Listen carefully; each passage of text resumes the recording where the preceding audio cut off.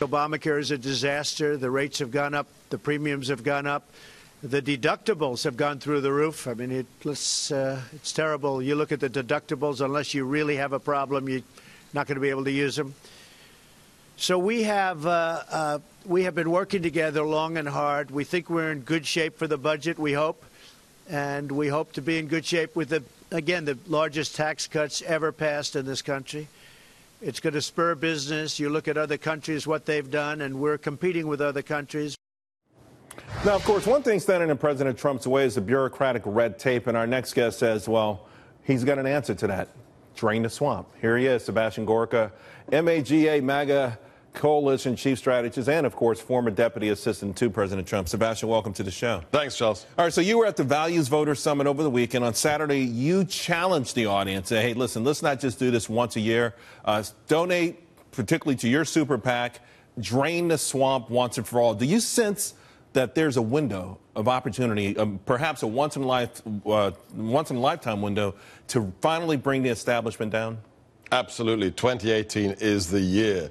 November the 8th isn't just about Donald Trump. This isn't a cult of personality. We sent a message. I flew on Air Force One to Youngstown, Ohio with the president for a rally there in the Steel Valley. And we had manual laborers. We had former registered Democrats who were screaming, drain the swamp, drain the swamp. Everything changed. It's about the agenda of 30 years of political establishment doing what they want to do. And you know what? It's also about the GOP.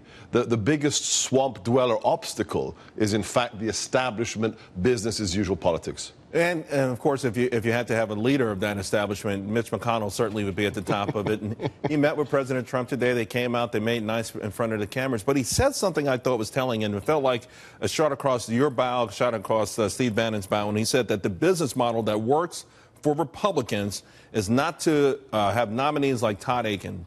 In other words, get the incumbents in because they can win. What do you say to that? It works for them, but it doesn't work for the American people. What have we seen? What is Brexit? What is Trump about? It's about politicians who promise to do X. They get elected. They come to the city. They come to Washington. And what happens?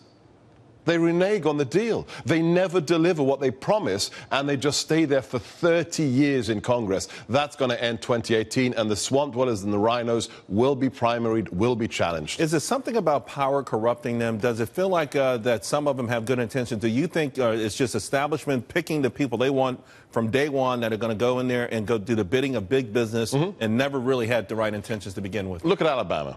I went down there, I campaigned for Judge Moore, so did Governor Palin, so did Steve Bannon. What was the other person on the other side of the Republican fence? It was an individual, Luther Strange, appointed by a corrupt governor who had to stand down 2 months after he appointed him, and then a person who'd been 20 years a lobbyist. That's the swamp, somebody who will toe the line, and they spent $32 million, and Judge Moore, who spent $2 million. That's the future. That's 2018. There's no doubt there's something palpable going on in this country. And both sides of the aisle, but I think you're capitalizing it on it the most. When you say the forgotten men and women who voted for Donald Trump, I read between the lines that there is something different between campaigning, ostensibly for President Trump and for the Trump vision. And I've sensed that there have been a few times, of course, Alabama being one of them, where the Trump vision is sometimes different than the President Trump himself.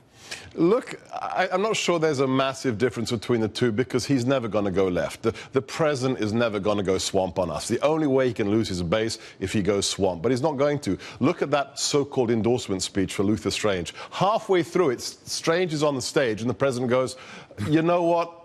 Maybe I endorsed the wrong guy. Oh, and if Judge Moore wins, I'm going to back him all the way. The president's instincts were right when it comes to Judge Moore, and that's the agenda we're going to support. Sebastian Gorka, thank you very much. I got to tell you something, a very, very exciting time in American politics. It is, and for the economy. And for especially for the economy. Those blue-collar workers, they're happy right now. They're probably happier than anyone else. Appreciate it.